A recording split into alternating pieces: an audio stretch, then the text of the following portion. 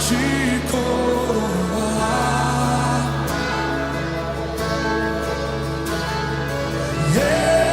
Esse é o meu. Gênesis 45, amém? Nós estamos caminhando já para os nossos últimos estudos aqui desse nosso tema, e eu desejo que eu tenha cooperado, que eu tenha conseguido cooperar com as nossas necessidades, e eu creio que todos nós, e principalmente e especialmente as novas famílias que vão se constituindo aqui na igreja, os casamentos, os casais que vão tendo filhos, podem ter uma chance de construir uma vida, uma história diferente do que receberam dos seus pais. Nós não julgamos nossos pais, nem os cobramos, mas nós entendemos que nós precisamos fazer muito diferente do que muito daquilo que nós recebemos. Amém, gente? Todos acharam Gênesis 45? Você pode deixar aberto aqui, que nós vamos olhar um pouquinho aqui as nossas imagens. Vamos ler juntos esse tema bem alto. Família, doente, filho, ferido. Pode passar mais um. Temos aqui o nosso triângulo da família. Pode passar mais um. Os 5 tipos de famílias. Mais um. As 4 áreas da alma. É muito possível, às vezes, uma pessoa ter dentro da área inconsciente da sua alma uma ofensa, um trauma, uma complicação emocional, e ela não saber disso. Às vezes haverá os sintomas daquela dor, os sintomas de uma vida travada, os sintomas de relacionamentos travados, vínculos que não funcionam, mas conscientemente ela não tem nada.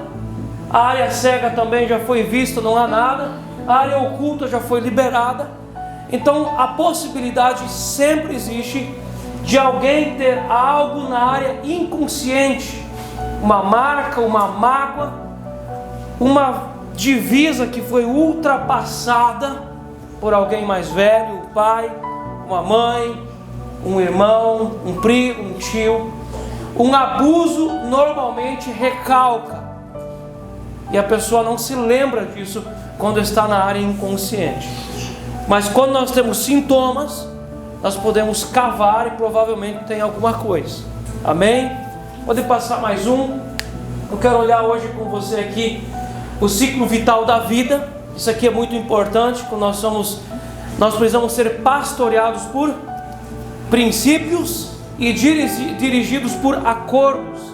Nós precisamos ser dirigidos pelos propósitos de uma vida. Você já observou uma família onde há muita encrenca, muita briga, onde é que as pessoas não conseguem se entender?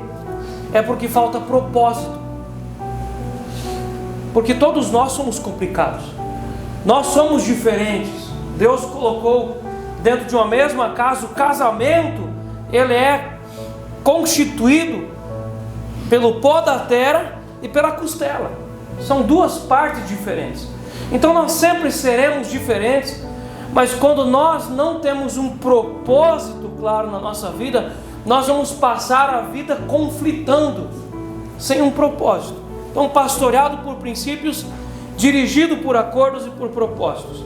Quando nós olhamos aqui esse círculo vital da vida, nós vamos ver que nós vamos sair de relacional para individual. Quando a criança nasceu, é recém-nascido, ela é completamente relacional. Ela precisa totalmente do pai e da mãe, de tudo. Ela é completamente relacional. Ela não mama sozinha, ela não se limpa sozinha, ela não toma banho sozinha, ela mal apenas dorme sozinha. Ela é completamente dependente e relacional. Quando esse ser humano vai crescendo, aos poucos ele vai saindo do relacional para o individual. Então lá na adolescência é assim o auge do clamor pela independência, pela emancipação.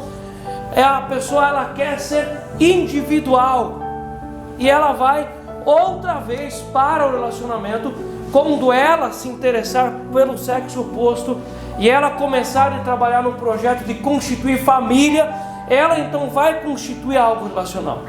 Mas nós, saudáveis, nós caminhamos do relacional para o individual. Nós começamos a nossa vida sozinhos e nós vamos partir sozinhos. É assim que o ciclo da vida funciona. Então, quando nós olhamos cada ciclo daqui da vida, precisam mudar os acordos. Os acordos precisam mudar. Quando o casal começa o namoro, há um tipo de acordo. Quando eles avançam para algo mais sério, o noivado, precisam mudar os acordos. Quando eles vão do noivado para o casamento, precisam mudar os acordos. Antes, cada um vivia na casa com seus pais. Agora esses dois, cada um rompe vínculos afetivos e emocionais que antes pertenciam para o pai e para a mãe, e agora eles constroem vínculos afetivos e emocionais, eles dois, um homem e a mulher, macho e fêmea, precisam mudar os acordos. Antes se prestava contas para o pai e para a mãe, agora se presta contas para o cônjuge. Então, para aquele cônjuge não ficar alguns anos vivendo como se ele fosse solteiro, ele precisa entender que quando ele entra no casamento, precisam mudar os acordos. Muda acordo com o pai e com a mãe, muda acordo consigo, e agora começam novos acordos com esse novo cônjuge. Namoro, noivado, casamento. Depois de algum tempo, o casal sem filhos tem um tipo de acordo. Aí vem os filhos. Quando vem os filhos, é um outro tipo de acordo. Os acordos precisam mudar. O casal que não é pastoreado por princípios, ele não consegue mexer nos acordos. E às vezes o casal é tão engessado, aquele homem é engessado, e ele não consegue mudar os acordos. Ele vai fazer mal para sua esposa, ele vai fazer mal para os seus filhos, porque há homens que constituem vários filhos, mas na cabeça dele, ele continua ainda individual, ele é sozinho. Ou às vezes o casamento, os cônjuges estão casados há muitos anos, mas eles são relacionais com os pais e não entre si. Precisa mudar os acordos. Os filhos não ficam pequenos para sempre, gente. Às vezes os pais têm filhos em casa com 15, 16, 18, 20, 22 anos, e os pais tratam os filhos como se os filhos fossem ter 5 anos de idade. É necessário que os acordos mudem. Precisa-se mudar os acordos. Antes aqueles filhos eram dependentes, agora esses filhos precisam ser empurrados para que eles tenham compromisso, tenham uma responsabilidade em casa, trabalhem, façam um curso, trabalhem para constituir uma vida, e aos poucos vão se desligando daquele laço afetivo e emocional do pai e da mãe. Precisam mudar os acordos. Casal com filhos pequenos, depois casal com filhos adultos, e depois o próximo passo precisa ser um casal do ninho vazio. Esses dias eu estava ouvindo uma pregação que na Europa, normalmente hoje, os filhos homens começam a querer sair de casa depois dos 40 anos de idade e amadurecem com 45. É exatamente nesses lugares onde muitos casais não têm mais filhos, eles têm um pet, um gato, um cachorro, uma samambaia. Eles não querem constituir mais família com filhos. Olha onde é que pode chegar ao ponto. Então, quando os filhos passam dos 20 anos, alguma coisa, é natural que uma pessoa saudável emocionalmente, ela queira sair de casa, queira ter a sua casa, o seu emprego, queira constituir a sua família, e os pais precisam ajudar com isso. E muitas vezes nós vimos pais que não querem se desligar dos filhos. É aquela ideia tribal, onde come 1, come 10, é aquela coisa sem limites, e muitas pessoas de fato pensam assim: não, eu vou construir aqui para que os meus filhos fiquem para sempre comigo. Tá certo isso, gente? Tá completamente errado. Nós não podemos transferir as nossas carências para outra geração. Tá errado isso. Os filhos precisam sair, e o correto da vida é os filhos encaminharem, e com o tempo, aquele homem e aquela mulher que uma vez começaram sozinhos, agora vão estar outra vez sozinhos. Meus irmãos, por isso que quando os filhos nascem, o papai e a mamãe precisam desistir de muitos dos seus sonhos e precisam encaminhar essas crianças para a vida. 18 anos, 20 anos passam rápido. Depois que os filhos voaram, eles têm a sua vida. O pai e a mãe encaminharam os filhos na vida, completaram a sua agenda. Aquele homem e aquela mulher podem voltar a sonhar os seus planos de viajar, de restaurar um carro antigo, de ter uma casa de 2 andares, porque agora os filhos já fluíram para a vida. Muitos pais querem ainda continuar sonhando os seus planos e empobrecem a vida emocional dos filhos. Os filhos não podem ganhar tudo. Um bom investimento é não ganhar tanto, mas eles precisam ser empurrados para a vida. Eles não têm outro recurso. O pai e a mãe vão ter que dar o recurso para eles. Amém, gente?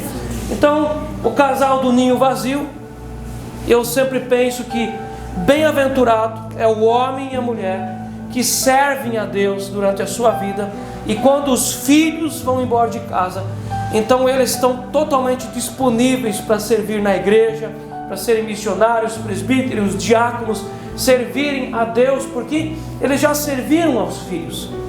Agora eles estão amadurecidos, exercitados na fé, eles podem agora servir a Deus tranquilamente, porque os filhos já estão tratados, eles já têm sua família, agora eles vão trabalhar só para o Senhor. Ninho vazio, então vai caminhando para o fim da vida ativa, depois vai se encaminhando para a viuvez, e depois para a morte e eternidade. Amém? Meus irmãos, tudo isso aqui, nós temos algo envolvido, que não é material, não é palpável, não é corpo, mas existe, se chama emoções, emocionalidade. Nós temos uma vida emocional, gente. Nós não somos apenas carcaça e cérebro e estômago e músculos e ossos. Nós temos uma vida emocional. Ela não tem corpo, mas ela existe. Ela está tão entranhada dentro de nós que o nosso emocional também adoece. Ele também fica doente, ele também produz feridas no corpo físico. Então, esses últimos tempos eu estava refletindo muito, pode passar um pouco mais um, e eu quero ir compartilhando essas coisas com vocês. Nesses últimos tempos eu estou lendo alguns livros sobre vida emocional. Eu inclusive indico para que vocês leiam, e também quem nos assiste pelo YouTube, Herança Emocional, do pastor Eurípides Mendes Filho. É um livro muito importante, muito bom para casais que têm filhos entenderem como que funciona o corpo emocional da nossa alma. Nós temos vida emocional. O livro que eu estou meditando nos últimos dias é Curando a Ferida Materna, também do pastor Eurípides Mendes Filho. Curando a Ferida Materna. Esses dois livros, eles trabalham muito sobre herança emocional. Nós não somos uma ponta solta, nós não nascemos de uma chocadeira. Nós temos um pai, nós temos uma mãe, nós somos criados dentro de uma família, e nós carregamos heranças emocionais. A partir disso, quero fazer uma afirmação para nós. A maior herança que pais podem dar para os filhos é promover um lar emocionalmente saudável. Nós temos ouvido muitas vezes, e isso se prega nas igrejas, e é uma verdade, que a maior herança que um pai e uma mãe podem deixar para os seus filhos é dar Jesus para os filhos. Isso é verdade. Mas eu quero colocar lado a lado com essa verdade espiritual, essa verdade emocional. A maior herança que um pai e uma mãe podem dar para os filhos é promover um lar emocionalmente saudável. Um lar, uma casa, um ambiente seguro e saudável. Uma criança emocionalmente saudável consegue digerir com mais facilidade as injustiças da vida. As injustiças que mais nos afetam na vida não são uma injustiça promovida pelo governo federal. Não é uma injustiça promovida pelo poder público do nosso município, que às vezes pode acontecer. As injustiças que mais nos afetam não são a injustiça promovida que aconteceu lá na faculdade ou na igreja, mas as injustiças que acontecem dentro de uma casa. O que mais nos afeta a nossa vida emocional são as inseguranças que nós temos dentro da nossa própria casa. Uma criança emocionalmente ferida no seu lar terá enormes dificuldades de lidar com as tensões da vida e provavelmente terá de carregar essa fragilidade por toda a sua vida, em todos os seus contatos de relacionamentos. Quando uma criança tem um ambiente, um lar emocionalmente saudável em casa, o pai e a mãe passam segurança, firmeza, conversam com essa criança, passam informações. Essa criança tem uma segurança de informações. Essa criança emocionalmente saudável, ela vai conseguir digerir com muito mais facilidade as injustiças da vida. Então a maior segurança de uma criança não é deixá-la em casa e não mandar para a escola, porque a escola é muito perigosa. A maior segurança de uma criança é o pai e a mãe oferecer segurança emocional. Você imagina uma família, uma casa, onde há conflitos o tempo todo? Você imagina uma casa onde por qualquer coisa a criança ela precisa apanhar. E o pai e a mãe, para tudo, elas pegam uma vara e bate. Isso traz segurança emocional, gente? Isso traz um conflito no caráter da criança. Isso vem de casa. Quando desenvolvemos em nossa casa um ambiente emocionalmente saudável, começamos a descansar no Senhor, porque isso traz descanso para a gente. Até mesmo para os casais, para as famílias que não têm filhos, um casamento sem filhos, é necessário a gente promover na nossa casa um lar emocionalmente saudável. Isso nos dá descanso, isso nos traz segurança, isso nos faz, a gente no final do dia, a gente ter vontade de voltar para a nossa casa depois do nosso trabalho. A nossa família é a base mais elementar que teremos a vida toda. Aonde nós somos criados, as emoções que nós recebemos na nossa criação, na casa, no lar onde nós somos desenvolvidos, isso nunca mais vai sair do nosso ser. Nunca mais. Essas emoções, elas penetram na base emocional da nossa vida, da nossa existência. Por isso que nós podemos afirmar que uma grande parte das depressões e ansiedades que um ser humano vive começaram lá numa emoção trágica, doente do casamento dos pais. E remédio não cura a depressão. Não existe no mercado nenhum remédio que cura a depressão. O remédio apenas combate os sintomas, o efeito colateral da depressão. Mas não existe remédio que cura a depressão. Meus irmãos, por isso que nossa família é a base mais elementar que temos a vida toda. E jamais iremos nos desvincular da nossa infância e do ambiente do qual fomos criados. No ato de uma libertação e de uma cura interior, nós vamos falar sobre colocar o sangue de Jesus nisso, de redimir essa história que às vezes foi tão dolorida, às vezes uma história tão injusta, às vezes uma história assim tão traumática. E os ferimentos emocionais mais profundos normalmente são gerados em um ambiente familiar.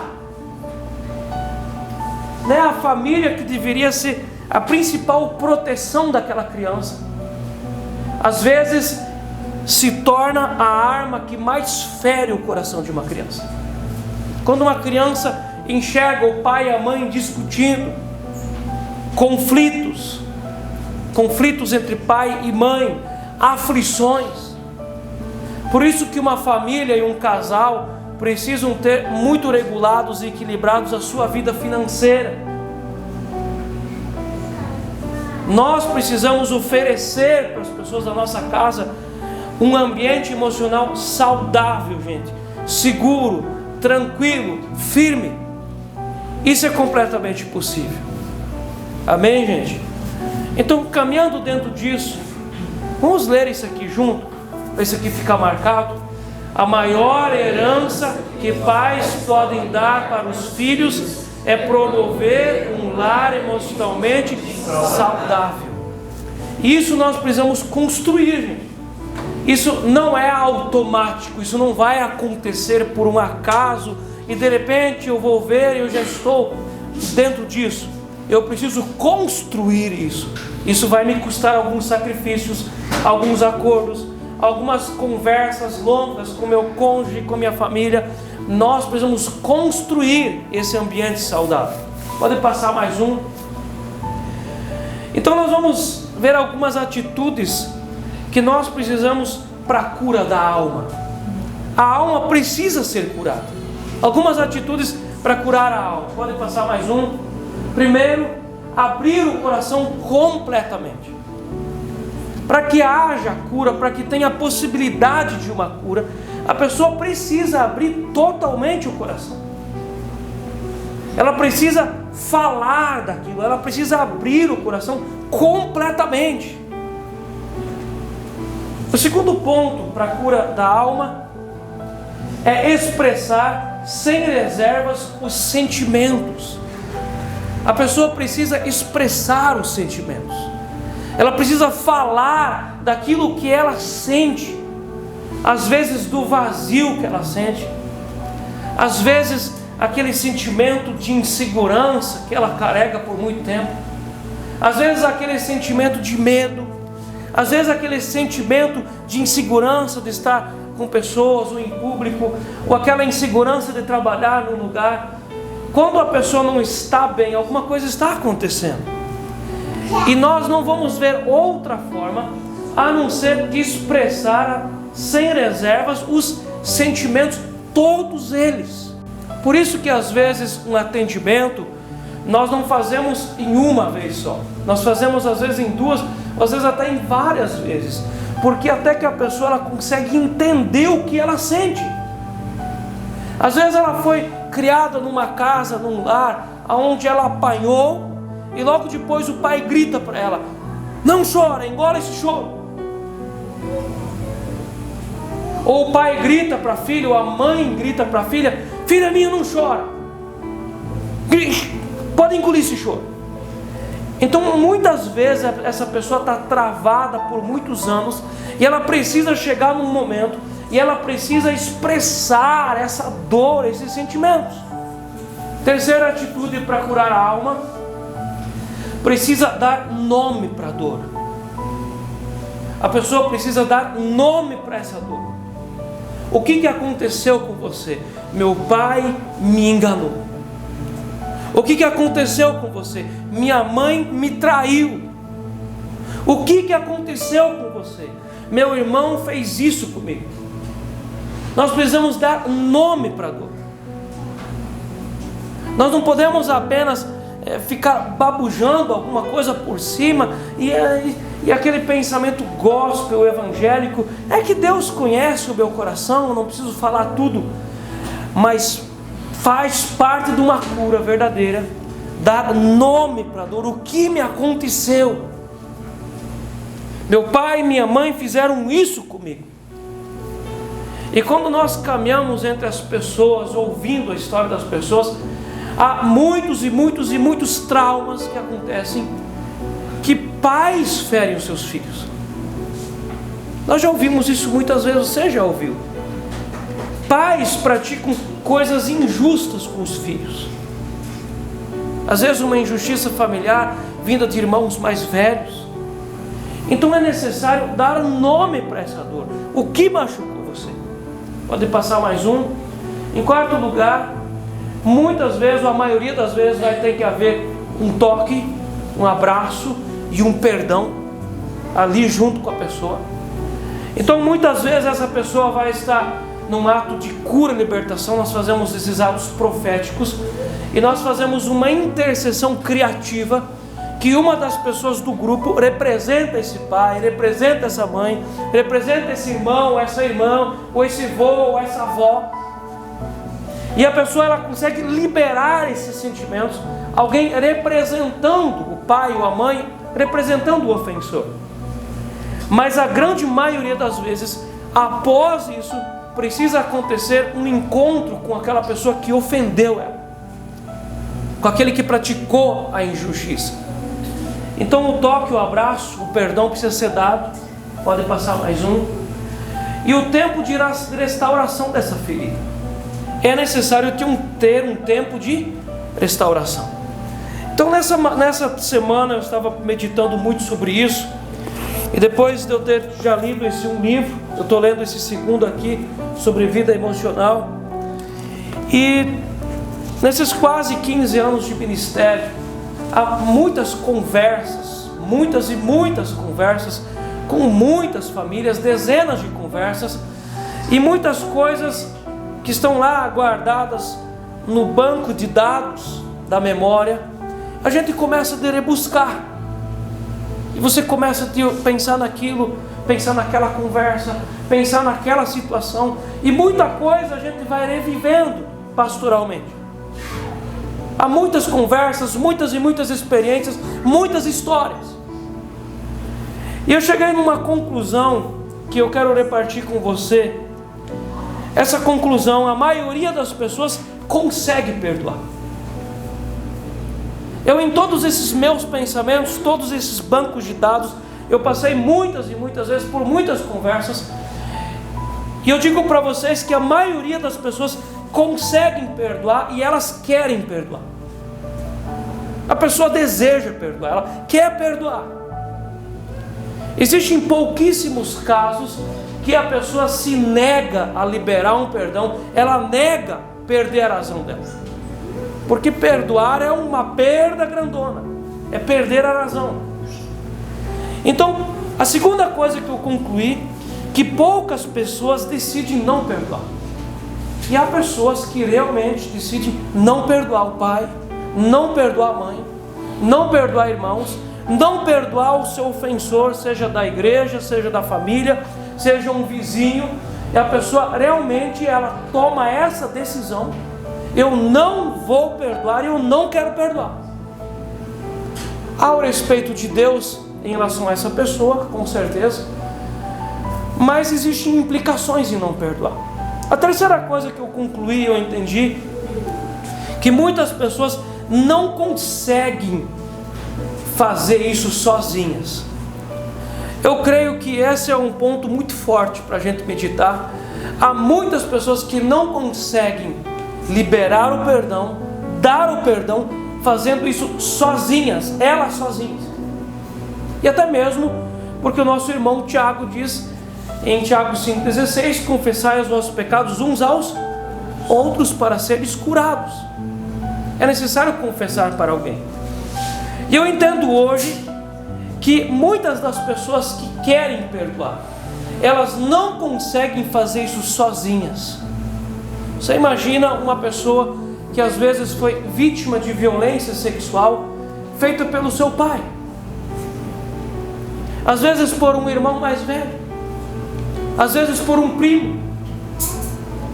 Você acha que essa pessoa tem facilidade em romper essa casca e liberar um perdão? É muito difícil. mesmo que ela queira, mesmo que ela entenda que é necessário, mas é muito difícil para ela. E ela vai precisar de um apoio pastoral, de um conselheiro formado nisso, para que ela consiga caminhar com esse conselheiro, para que ela consiga realmente liberar o perdão, botar para fora aquela situação complicada. Então nós precisamos entender uma coisa muito importante. Muitos que perdoam acreditam que o sintoma da dor sinaliza não perdão. Mas nós precisamos entender uma coisa, que o tempo de restauração dessa ferida é necessário. Você imagina, você vai fazer uma cirurgia e você tem pedra na vesícula. Você vai fazer essa cirurgia, você vai tirar a bilis, vai tirar todo aquele negócio. No outro dia que você volta para sua casa depois da cirurgia, você volta direto a trabalhar? Ou você precisa de um mês de descanso, ou 45 dias, ou 2 meses? Com 2 meses a pessoa ainda caminha assim. Meus irmãos, muitas situações de liberar perdão é como fazer uma cirurgia. Nós precisamos entender, gente, que não é liberar um perdão, estar num ato de cura e libertação, um ato profético, e eu voltar para casa, e eu estou completamente curado, e eu dou pulos, e agora eu vou lá na casa da pessoa que me ofendeu, e eu me relaciono sem lembrar de qualquer coisa. Não é assim. Muitas noras que são, às vezes, profundamente ofendidas pela sogra, essa nora imatura se encontra com essa sogra abusiva e acontece ali um choque emocional tremendo, uma violência emocional. E às vezes essa sogra e essa nora estão anos brigadas. Você acha que uma liberação de perdão é o bastante para no outro dia a nora ir na casa da sogra e não lembrar de mais nada? Nós precisamos do nosso tempo de recuperação espiritual. Uma pessoa que consegue liberar perdão, ela precisa do tempo dessa restauração, gente. Aqueles que vão ler um dia esse livro aqui, Curando a Ferida Materna, pastor Eurípides fala da cura que ele teve com o pai dele. E ele afirma aqui nesse livro que desde o dia em que ele liberou perdão para o pai dele, ele conta que ele levou 10 anos para curar a ferida paterna. 10 anos. 10 anos. Meus irmãos, às vezes nós temos ouvido isso, e eu quero falar para os pastores e para os líderes que vão me ouvir. Não exija da pessoa que libera perdão que no outro dia ela tenha que esquecer e não dói mais. Perdoar não significa que não dói mais.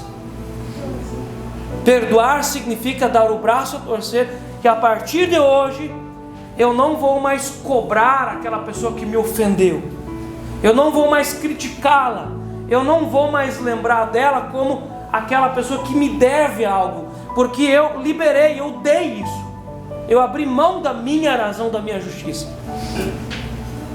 Mas eu preciso do meu tempo de cura.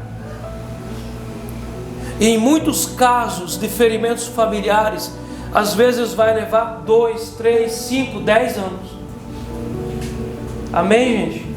Por isso que nós não podemos ser hipócritas de liberar o perdão para alguém e no outro dia correr na casa dessa pessoa esperando que ela me trate diferente. Ela vai te ofender de novo, e provavelmente o segundo estágio vai ser pior do que o primeiro, porque você já vai estar ali emocionalmente machucado, ferido. Você liberou perdão, você é depois de uma cirurgia, você vai estar fraco, e o segundo estágio pode ser pior do que o primeiro. Alguns anos atrás eu tive uma experiência.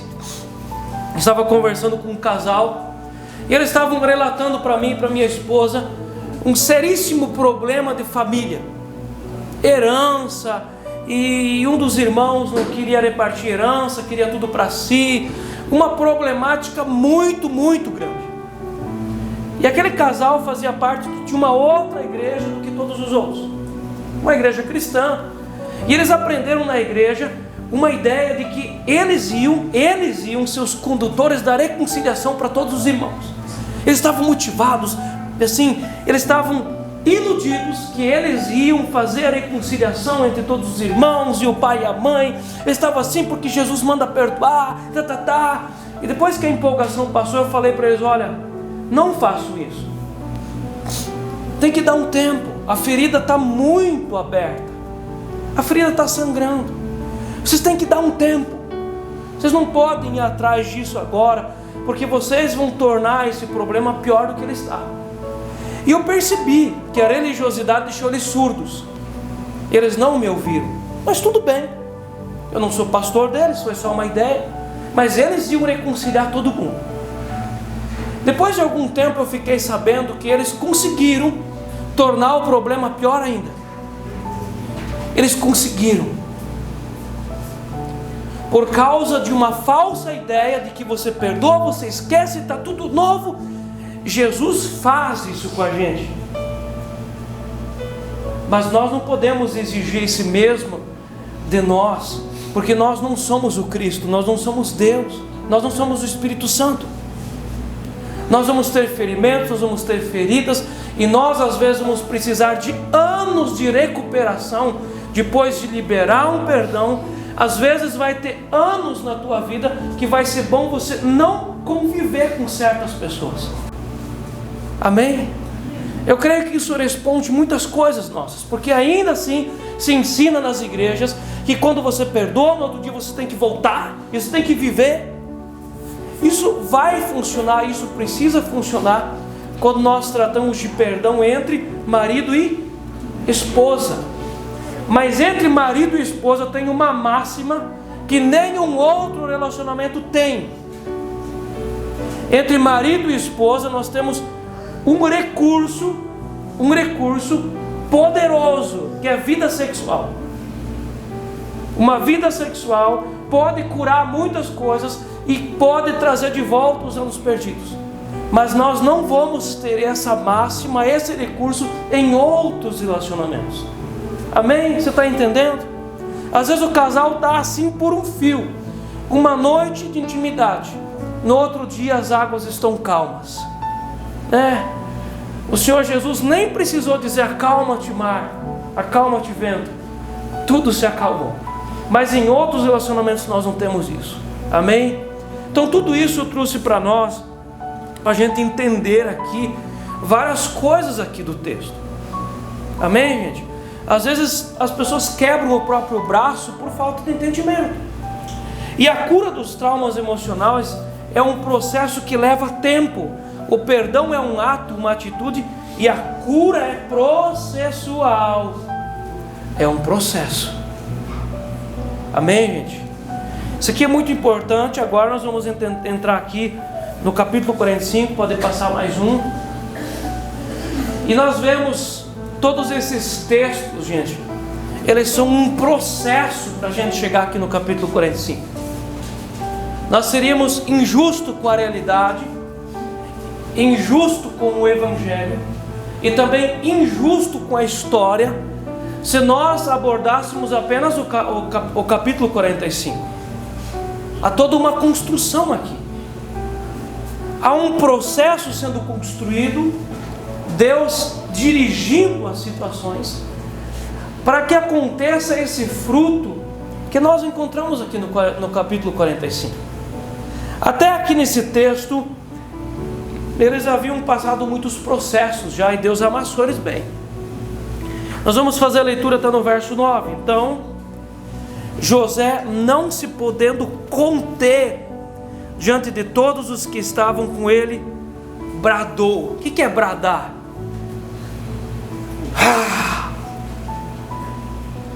É botar para fora, que nós chamamos aqui muitas vezes isso de botar, de cuspir fora, de vomitar fora aquele rolo de arame farpado. Aquele negócio estava embuchando ele. Bradou: Fazei sair a todos da minha presença. E ninguém ficou com ele. Quando José se deu a conhecer a seus irmãos, é aquela pessoa que depois do culto ela fica e ela fala: agora que todo mundo foi embora, agora eu quero falar. E a pessoa desembucha, ela coloca para fora, ela chora, e às vezes ela se surpreende como ela conseguiu chegar lá. Mas Deus vai apertando a pessoa com várias situações. A mensagem do culto, o estudo do estudo bíblico, as coisas que vão acontecendo durante a semana, Deus vai trabalhando na pessoa. Então nós temos aqui o encaminhar de uma cura profunda. 2, e levantou a voz em choro. 2 vezes José já tinha chorado até aqui. As 2 vezes ele chorou em silêncio e escondido. Mas agora esse homem, ele sai de detrás da máscara.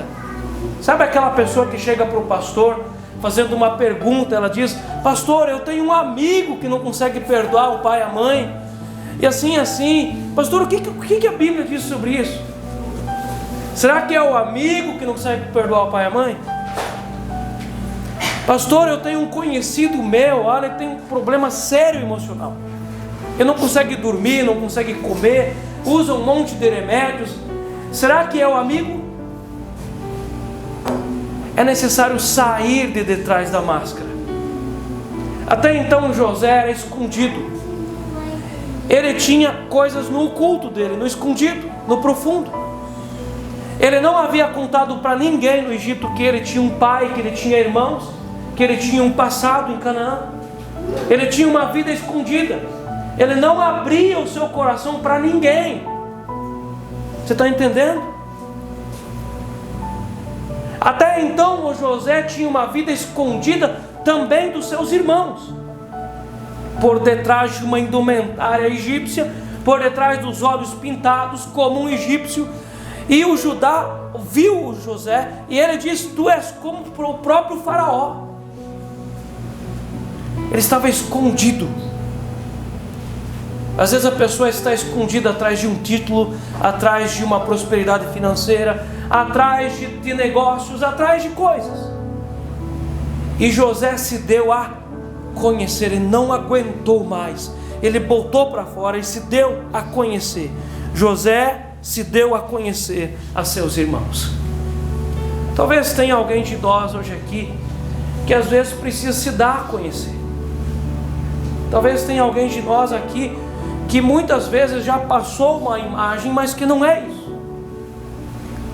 E o verso 2 então, o verso 2 aqui foi uma fonte que chorou.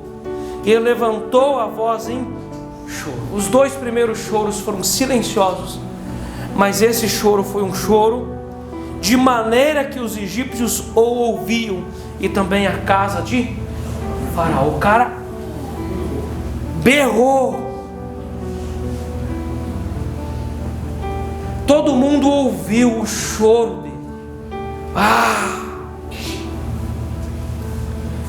Todo mundo ouviu esse choro.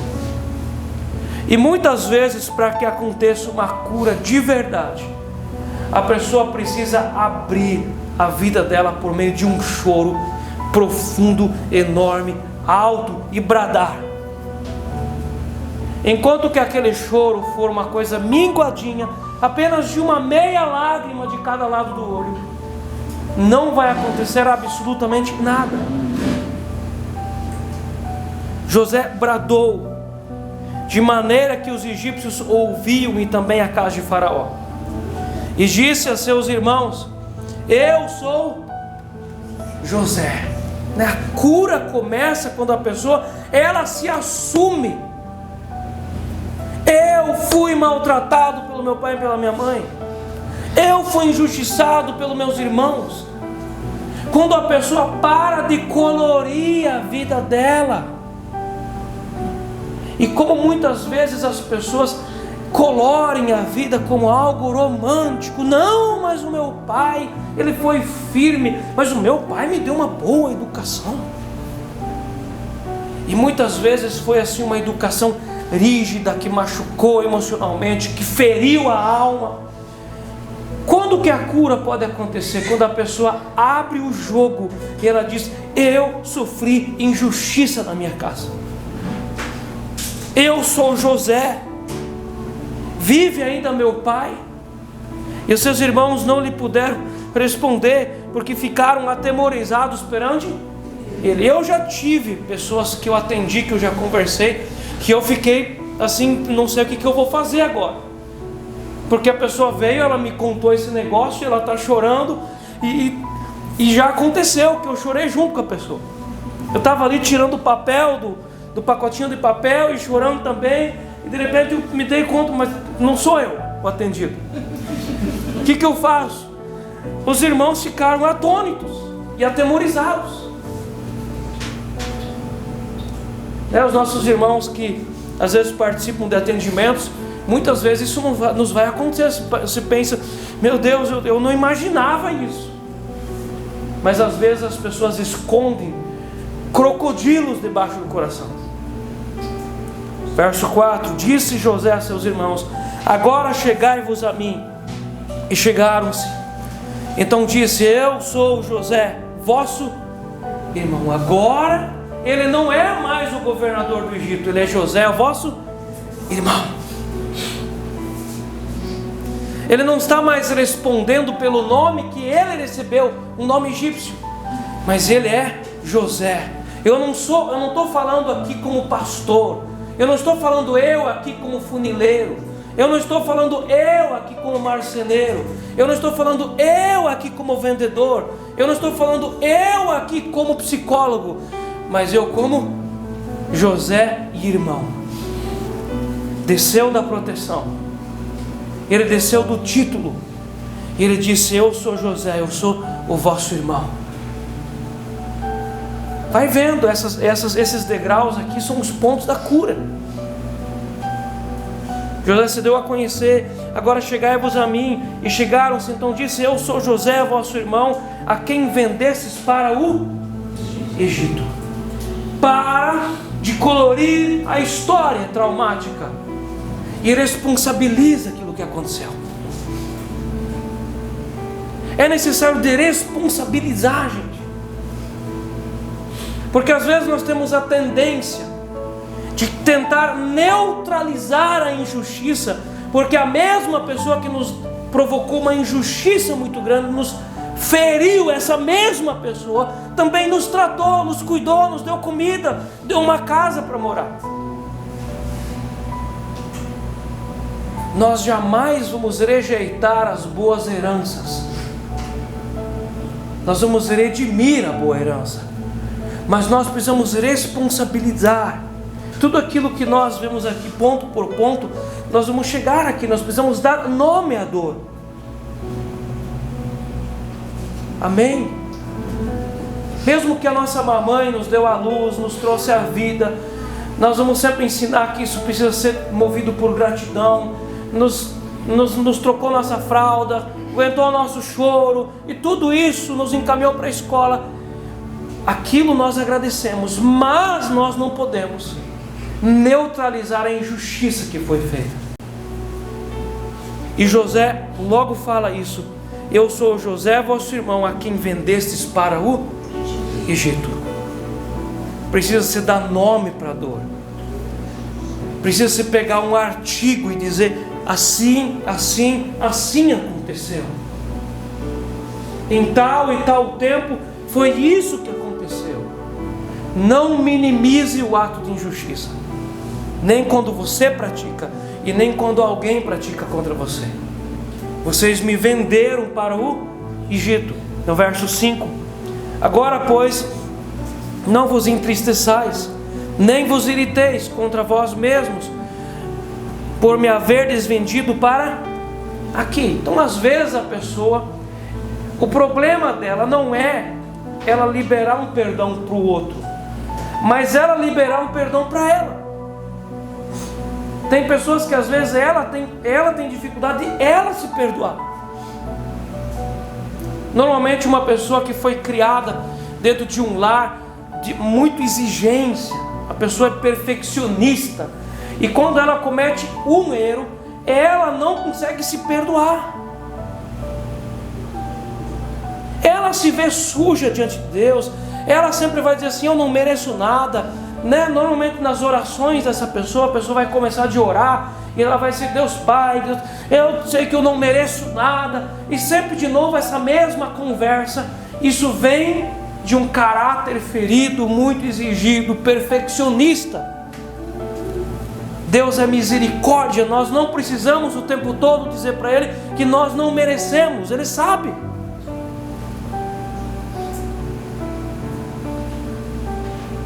O José logo encaminhou as coisas e falou assim: vocês não precisam ficar com remorso. Agora, pois, não vos entristeceis, nem vos irriteis contra vós mesmos, por me haverdes vendido para aqui, porque para a conservação da vida, Deus me enviou diante de vós. Deus pode transformar as tragédias em coisas boas.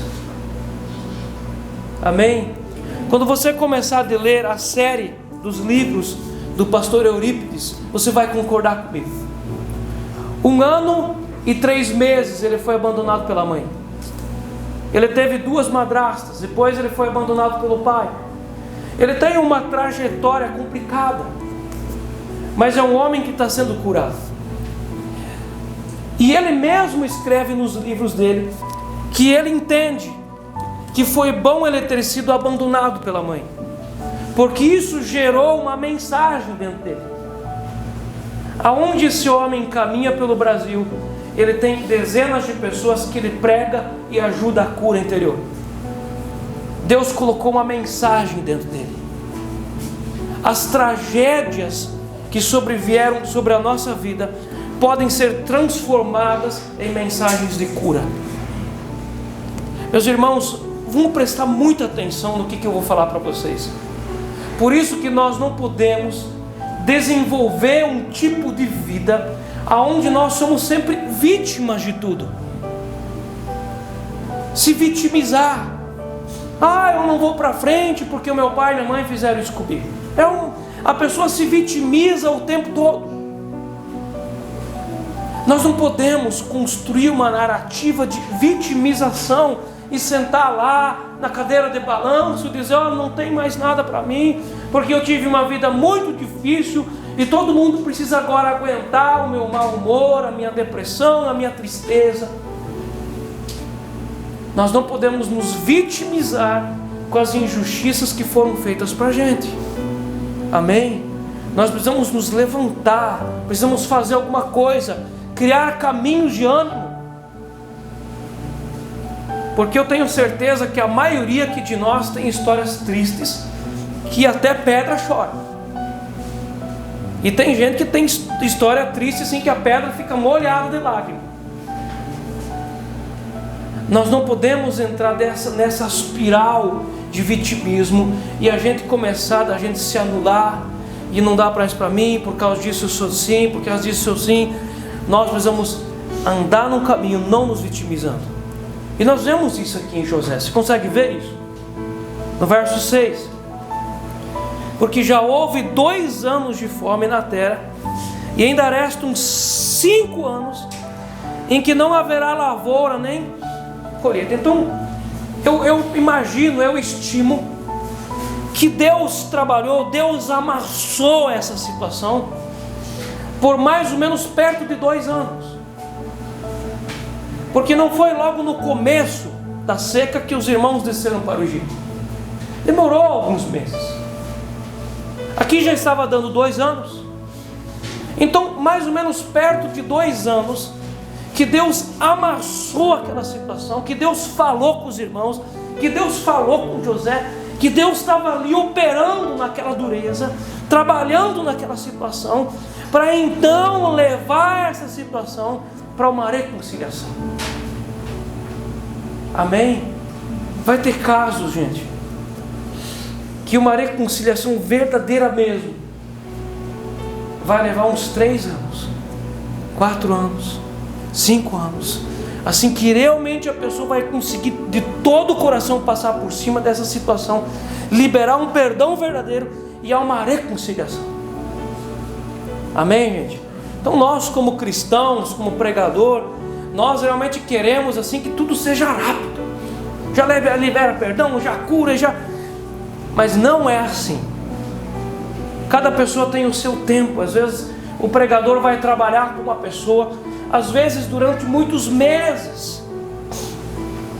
Às vezes eu vou dar a ficha para libertação para uma pessoa e eu vou levar ela ali na água morna durante muito tempo, até que ela vai estar pronta para isso. Isso aqui durou esse processo quase 2 anos, até que Deus trouxe esse encontro aqui. Verso 7: Deus me enviou adiante de vós para conservar vossa sucessão na terra e para vos preservar a vida por um grande livramento. Assim, não fostes vós que me enviastes para cá, e sim Deus que me pôs por pai de Faraó e senhor de toda a sua casa, e como governador em toda a terra do Egito.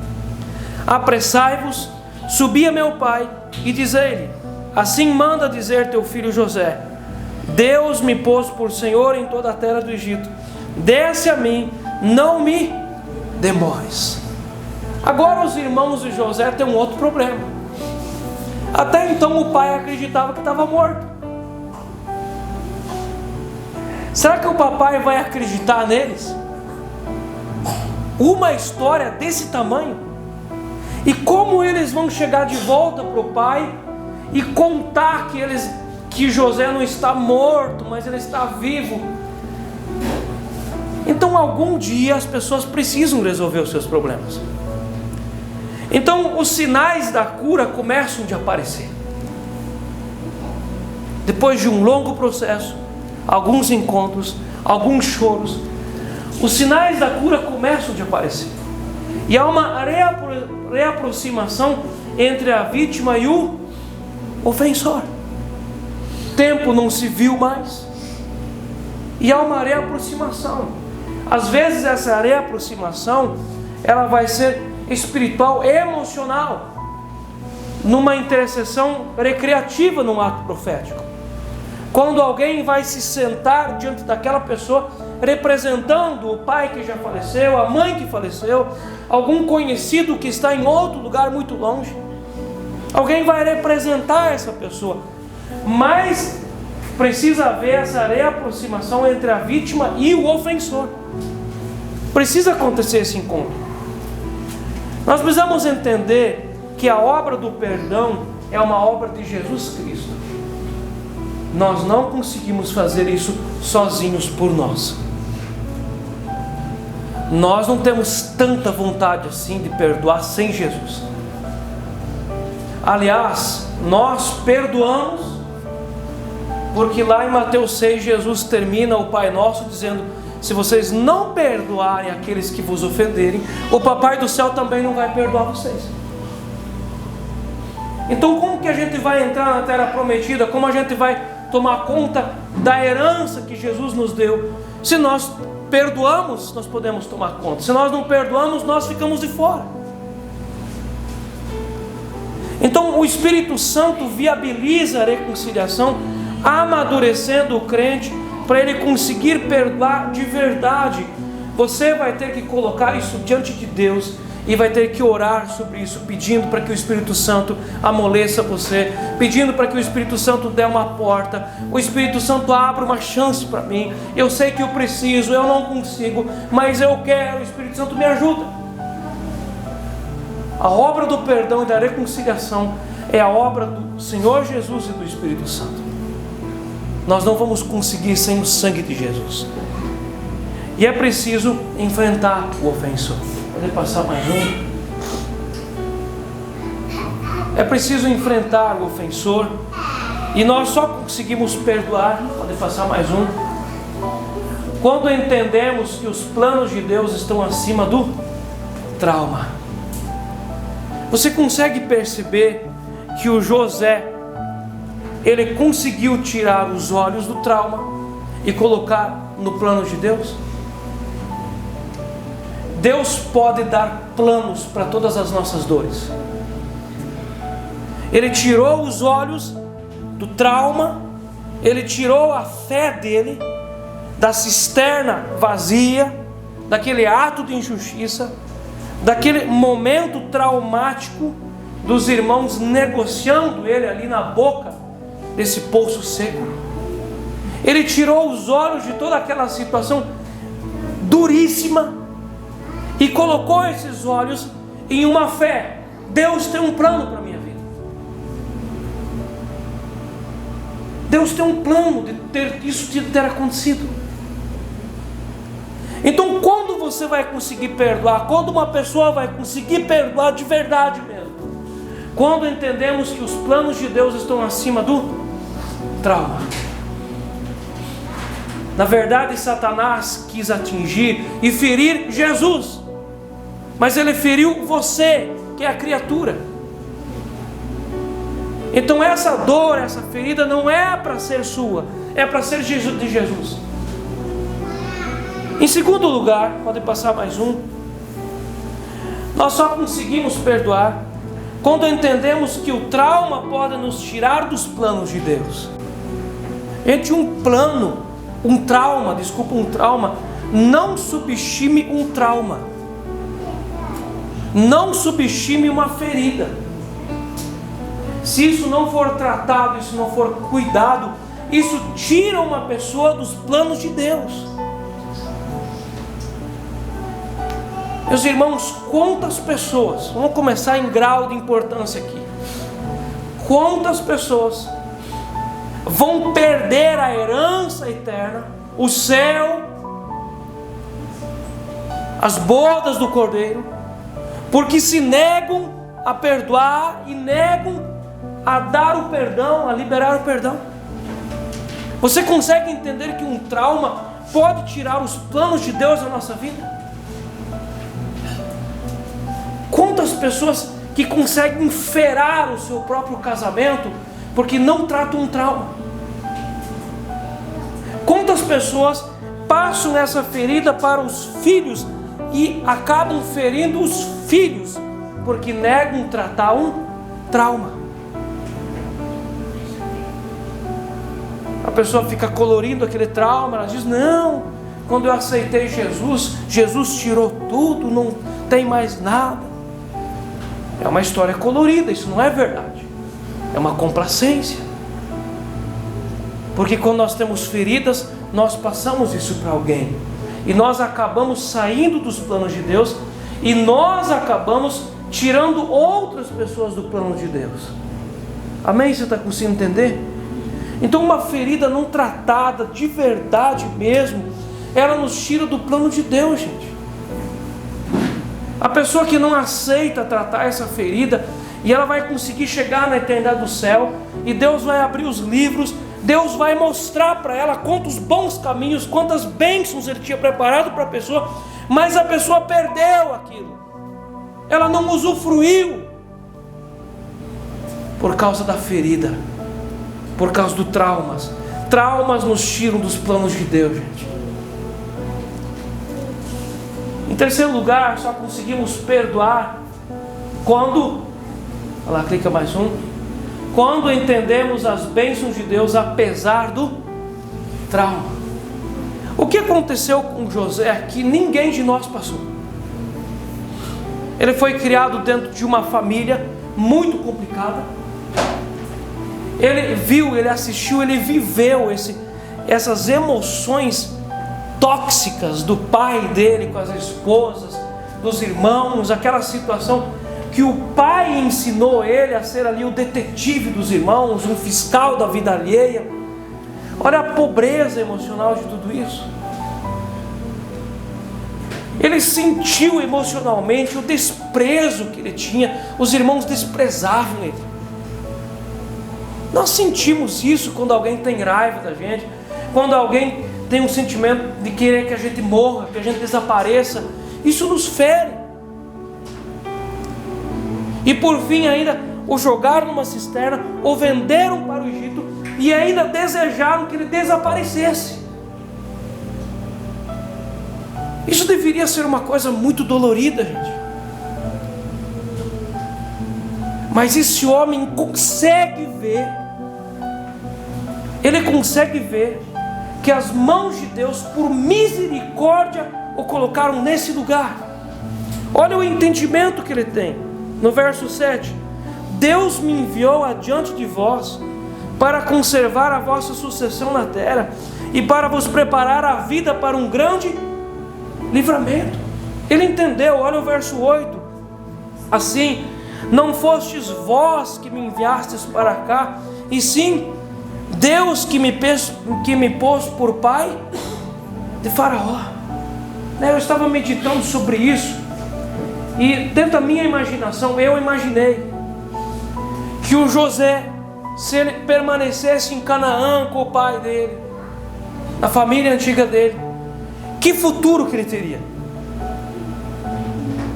Ele viraria alguém como os irmãos dele. Ele seria o sucessor do pai dele. Ele é o quarto patriarca: Abraão, Isaac, Jacó e José. Que patriarca que esse homem seria se ele ficasse lá naquela casa do pai dele, emocionalmente dolorido, afetado, purulento, ácido, injusto. Essa paternidade desse patriarca se perderia. Por isso que José diz aqui que Deus colocou ele como patriarca, pai de Faraó. Veja uma vez, olhe uma vez por esse ângulo. Existem pessoas que nós não desejamos um trauma, nem uma ferida para alguém, mas existem pessoas que elas conseguem viver uma vida acima da média, melhor do que o pai da mãe, melhor do que os irmãos, porque um dia traumaticamente Deus tirou eles daquele ambiente. Amém? Você pode glorificar Deus por isso. Há coisas que de fato nos acontecem porque Deus precisa nos ferir para que a gente comece a produzir frutos. Isso aqui não é uma afirmação romântica e complacente. Isso aqui é real. Há coisas que precisam nos acontecer para a gente entrar na vida que Deus quer para a gente. Amém? Que se a gente ficar lá em Canaã com a nossa família antiga, a gente vira aquela coisa incrustada, distorcida, seca, infértil, como todos são. Deus precisa às vezes nos tirar daquele ambiente por meio de um ferimento. E Deus fez isso com José. Ele entendeu isso. Por isso que só conseguimos perdoar quando entendemos que as bênçãos de Deus, apesar do trauma, tem um ferimento que eu preciso corrigir, há um caminho de volta que eu preciso fazer. Mas glória a Deus, que Deus me cutucou dessa forma, eu consegui sair daquele ambiente complicado. E para a gente ir finalizando, nós só conseguimos perdoar quando entendemos que os vínculos familiares são mais importantes que o meu desejo de justiça. Quando alguém me fere, esse alguém me dá uma arma, e normalmente nós pegamos essa arma e nós guardamos ela. Aí alguém nos fere de novo, eu guardo também. O filho ferido, ele vai guardando as suas armas para quando os pais ficarem velhos e os pais precisarem dele, ele vai usar essas armas contra o pai e para a mãe. O irmão ferido vai guardando essas armas para quando os irmãos precisarem, para às vezes dar uma assinatura para repartir herança, ele vai tirar essas armas e vai usar. Essas armas, elas são usadas no encontro da família, lá no Natal, no final do ano, no encontro do Dia dos Pais, o Dia das Mães. Tem sempre gente que tira aquela arma e ele fica esperando. Meus irmãos, o que é perdoar? É eu entregar essas armas, eu entregar essa faca, eu entregar essa arma e dizer: eu abro mão do direito de usar esse negócio. Eu abro mão. Porque quando eu sou ferido, alguém me fere, o que é justo? unha por unha, dente por dente. O que é justo? Olho por olho, que eu fira também, na mesma medida, é justo. Mas quando eu decido perdoar, eu decido entregar essa justiça e dizer: eu não quero usar da justiça, eu perdoo. Eu vou ter uma perda grandona. Às vezes tem pessoas que tem um cofre cheio de faca e arma de fogo de grosso calibre, e a pessoa entrega tudo, ela tem uma perda grande. Ela entrega aos pés da cruz, e Jesus amolece isso com o sangue, e ela tem uma grande perda. Quando nós olhamos aqui esse último ponto no verso 9, quando nós entendemos que os vínculos familiares são mais importantes que meu desejo de justiça, muitas coisas não valem a pena serem levadas adiante, porque elas vão ferir os vínculos familiares. É realmente pelo sangue de Jesus que isso precisa ser deixado para lá. Isso precisa ser desfeito, precisa ser esquecido e sarado. José tinha todas as justiças do mundo a favor dele, para ele fazer com os irmãos dele a mesma coisa que fizeram com ele. É ou não é? Ele tinha todo o poder do Egito para ele fazer com os irmãos o que fizeram com ele. Tinha ou não tinha? Meus irmãos, quando os anos vão passando e a gente vai amadurecendo, muitas vezes esse filho ferido vai entendendo e discernindo o que os pais fizeram com ele, porque quando ele era criança ele não percebia a injustiça. Agora, quando ele cresce, ele percebe que o pai e a mãe eram injustos quando mentiam para ele. Não, quando a gente voltar para casa, a gente passa lá na loja e compra o carinho. Não, no próximo mês a mãe compra o sorvete. Quando a pessoa cresce, amadurece, vai caindo a ficha, ela entende: mentiu para mim, minha mãe mentiu para mim, meu pai mentiu para mim. No decorrer desses 22 anos, será que o José não amadureceu? Ele não entendeu o que o pai dele fazia com ele, ou colocando como fiscal dos irmãos? Será que ele não entendeu que o pai dele o enviou? Eu tenho certeza que ele entendeu.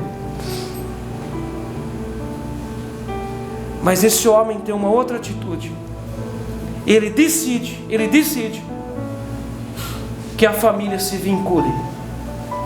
E às vezes somos nós essa única pessoa, esse trevo, esse hub da vida. E quando nós tomamos uma atitude, quando nós liberamos um perdão, quando nós decidimos esquecer, nós somos o vínculo dessa unidade. Quando José, ele entendeu o que precisava ser feito, ele foi o vínculo da unidade de todos. É necessário olhar também para o vínculo. José olhou para esse vínculo. Houve aqui um grande perdão. E quando o José começou a olhar diferente o seu ofensor, e nós precisamos olhar o nosso ofensor com compaixão e com misericórdia, assim como Jesus fez. Pai, perdoa-os porque não sabem o que fazem. Não tem outro jeito. Para a gente terminar, nós precisamos então entender o tempo da cura. Nós vamos começar no próximo sábado a partir disso. Tem um tempo de cura, gente. Uma briga entre um casal, ela precisa de um tempo de curar. Se decide perdoar, se decide liberar esse perdão, se decide dizer: olha, eu esqueci desse negócio. Mas não é de um dia para o outro que aquela pessoa parte ofendida vai estar curada. Amém, gente? Às vezes você, como marido, ofendeu profundamente a sua esposa, e você entendeu essa situação, você vai pedir perdão e tal, e ela perdoa você, mas você não pode exigir que no outro dia cedo já esteja tudo estabelecido. Tenha um tempo de cura, gente. Amém, gente? Às vezes a gente machuca alguém, a gente vai pedir perdão. Você não pode exigir que essa pessoa no outro dia já está tudo certinho. Uma ferida é necessário, ela exige tempo. É necessário tempo de cura. Isso é bom que a gente entenda para o outro, e também é bom que você entenda para você. Nós precisamos de um tempo de recuperação depois de um ferimento, um tempo de cura. Vamos ler juntos a última frase para a gente terminar. Uma coisa precisamos entender: toda cura é gradativa. Nós não podemos atropelar esse princípio. Toda cura é gradativa. Por isso que às vezes, talvez você já exigiu de você, que você já queria ter esquecido esse negócio. E quando você passa por aquela memória ainda dói. E às vezes você já se cobrou, achando que você não perdoou de verdade. Mas se você passou realmente por uma confissão e você pediu perdão, isso já está consumado no mundo espiritual. Mas o teu interior precisa ser curado. O nosso interior precisa ser recuperação. Aí, se não é o seu cônjuge, provavelmente você vai ter que evitar essa pessoa durante um tempo. Evita um tempo. E depois uma reaproximação gradativa, para que de fato aconteça uma cura, uma cicatrização. E há pessoas que, quando nós liberamos o perdão, nós arrumamos a situação com ela, nós não precisamos voltar a conviver com ela. Há pessoas que vão sair da nossa vida, assim como nós saímos da vida de pessoas. Mas quando está tudo resolvido e perdoado, amém? Que Deus seja louvado por isso. Meus irmãos, vamos orar, colocar isso na presença de Deus, em nome de Jesus. Senhor Deus, o Senhor é o bendito aqui nessa noite, nesse lugar, e nós glorificamos ao Senhor por esse entendimento, porque nós somos perdoados no dia que nós fomos encontrados pelo Teu Filho Jesus. Nós fomos perdoados com o Seu sangue, e Ele nunca nos cobrou alguma coisa disso. Dessa mesma forma, nós queremos que o Senhor também nos visite. Nós queremos essa graça, essa liberdade, para também poder perdoar e sermos curados das nossas feridas traumáticas. Nós queremos que o Senhor nos dê a graça, para que tudo se cicatrize e essa dor vá embora. Seu Deus, nós também queremos colocar na Tua presença que o Senhor nos dê a graça, porque nós queremos gerar na nossa casa, na nossa família, um ambiente emocional saudável. Ajuda-nos, Seu Deus, nessa administração. Abra os nossos olhos. Nós queremos enxergar aonde, o que nós precisamos mudar. Quais os pontos que nós precisamos mudar, os princípios. Ajuda, Seu Deus, a cada família aqui a estabelecer acordos baseados em princípios da Tua presença. Ajuda-nos a entender, Senhor Deus, os acordos que precisam ser mudados e melhorados e refeitos, para que a gente consiga andar bem também aqui na igreja. Nós oramos, Senhor Deus, colocando tudo isso diante do Senhor, pelo nome do Teu Filho Jesus, pelo nome do Teu Espírito Santo, sendo muito gratos por aquilo que o Senhor está operando dentro de nós nessa noite. Nós oramos em nome de Jesus e dizemos amém. Amém.